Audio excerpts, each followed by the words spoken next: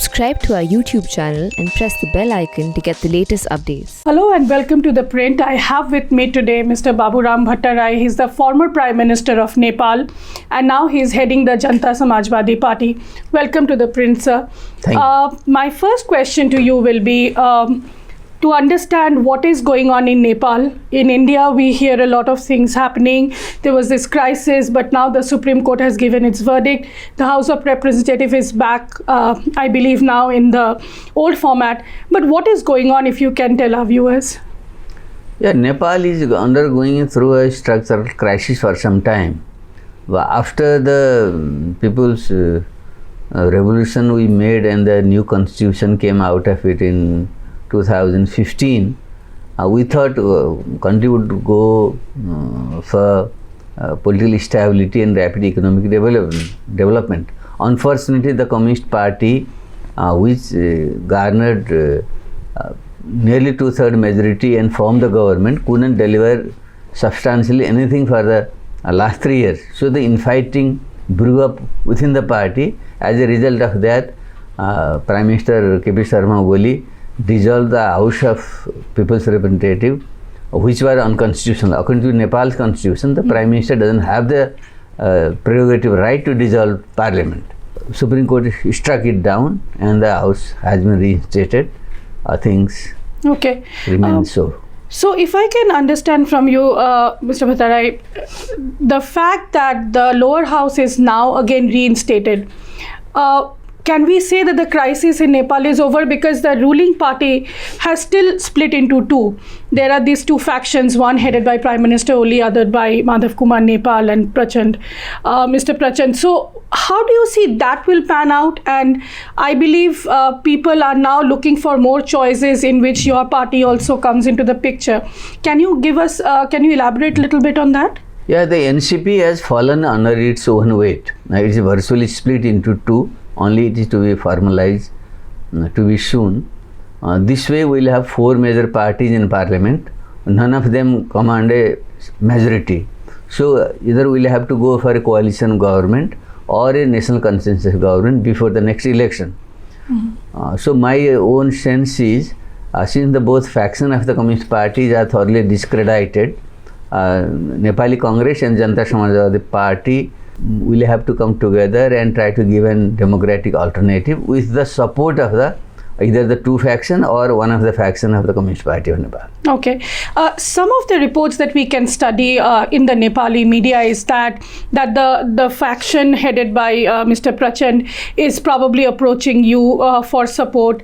Is that true? And if that is the case, how do you think that will work out in the run-up to the next elections, which I believe is in 2022? Now, firstly, the split of the Communist Party has not formalized. Okay. So unless that happens, we just can't talk to any of the faction. That doesn't make any sense. If the party formally splits and then the question of forming next government comes, then we'll analyze the situation and go by it. After I return from here, we'll have a talk with all the parties. My own sense is, since Nepal has very serious structural problems like the still remaining issue of the peace process, like the Truth and Reconciliation Commission has not been completed, and some people, especially the Madhesh and Janjatis, are not happy with the constitution, and the issue of corruption is very rampant, and economic crisis is very deep, and our relation with India has really gone down the hill over the years. So these major issues should be tackled. So only a single party cannot do it. Maybe all the parties or major parties should join hands and give an alternative government and solve these issues. Well, I'll come back. I'll come to the portion where I will talk and ask you about the relations between India and Nepal. But before that, if I can ask you, what is going on with the pro-monarchy loyalists? We see a lot of protests happening right now, protesters coming out and supporting the return of the king. They say that the king can only save us. How is that scenario shaping up? No, that's not true. No, monarchy doesn't enjoy any public support. Only few fringe elements Some royalist forces always remain in the society. So they are not to be taken into account in any political discourse. The political struggle or movement going on was against the dissolution of parliament by all the parties, including ours. You shouldn't mix up it with the royalist factions. So, Mr. Bhattarai, you always enjoyed a good relationship with India. Even when you were the Prime Minister, there was a very good relationship. How was your trip this time when you met some of the officials here? If you can share some, your experience this time and what were the discussions were on? This time I came for my health checkup. So it was not any political mission. But since I stayed for my studies quite long time in Delhi, many of my friends are, some are in the government and some are in the opposition parties. So I had informal talks with them. So my sense is even India in establishment and the overall political community seems to be confused about Nepal. So I try to clear out some of the issues informally. But my sense is there should be a high-level political dialogue between Nepal and India, and at the people's level, at the media level also, there should be more interaction. I felt a lot of gap in the understanding of each other between Nepal and India. I found it. I think it is serious. That shouldn't happen. So again, coming to the fact that as you rightly said, there may be a gap that is emerging between people-to-people linkages. Now we saw in year 2020 a lot of issues that came into the relationship. Nepal came up with its own political map, claiming some of the territories that India says is disputed, and some of it is part of India's territory. And we also heard Prime Minister Oli speaking some very hard words against Prime Minister Modi and the national emblem and other things. Do you think this relationship is sort of in a downturn?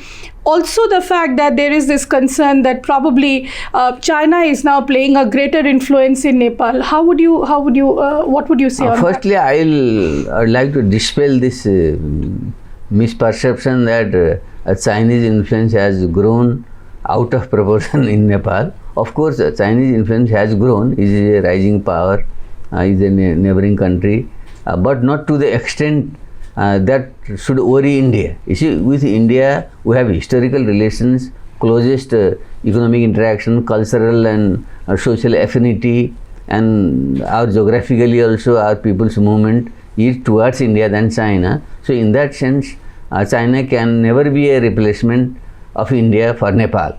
So I think this needs to be correctly perceived in Delhi. I would like to request my friends in India, Nepal will always have good relations with India. Of course, being a sovereign country, we are entitled to have relations with China and other countries, but not at the cost of basic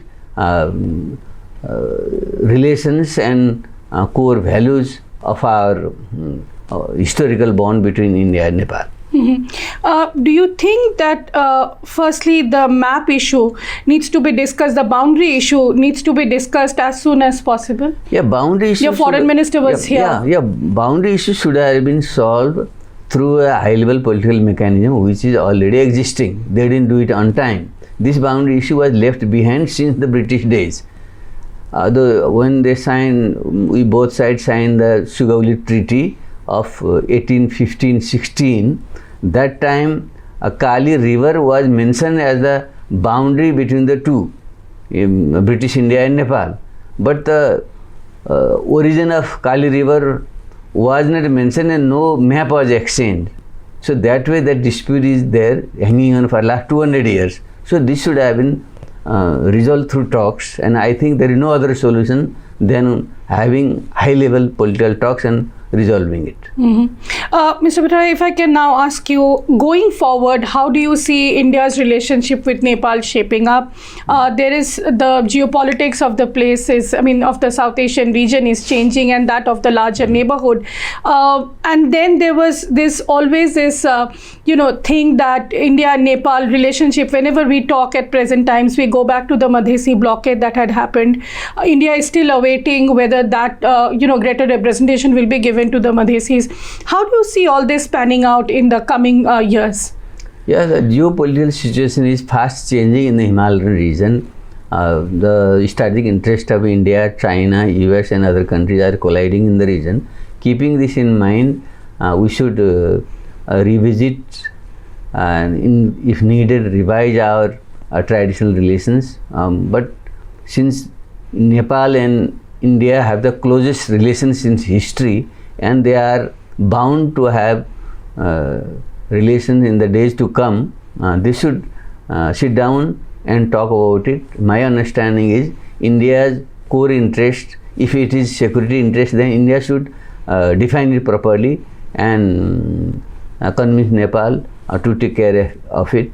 And in Nepal's case, our core issue is economic development. We are still one of the poorest countries in the world, and despite water resources, tourism resources and others, we have not been able to develop it. So we need investment and trade, tourism flow from India for the development of Nepal. So this way, our development aspirations and security concern of India could be discussed and our relations should be raised to a higher level. This is our idea. But then, as you said, that India is also confused whom to speak to in Nepal because the ruling party is now split. Do you think it should wait for the next elections? Then how do you think the other issues will move? In my understanding, this crisis could be turned into an opportunity. Since the ruling party is virtually split in two, no party enjoys a majority. There will be four parties, two factions of the Communist Party, Nepali Congress and our own Janata Samajwadi Party. These four forces could come together and resolve to solve the structural problem besetting the country. So that way we could, if we have a national unity government or consensus government, that could have a dialogue with India and solve the problems. I think that should be the best way. And you raised the other issue of the Madhesis and Janajatis. In fact, party which I am associated with, I am the chairman of the Federal Council of that party. Actually, the most inclusive party, and the Madhesi, all the Madhesi groups are united in this party, and the Janajatis and other indigenous nationalities also are taken care of. So this is the most inclusive party in Nepal. So we are trying to provide a democratic alternative to the Congress and the Communist Party. I think this party could play a big role in the days to come, both within the country and for improving Indo-Nepal relations as well. Mr. Bhattarai, thank you so much for talking to The Print. We wish you good health. Thank you so much. All the best. So that was Mr. Babaram Bhattarai. He was the former Prime Minister of Nepal. He was talking to us at The Print. Please do watch in the YouTube channel. Thank you so much.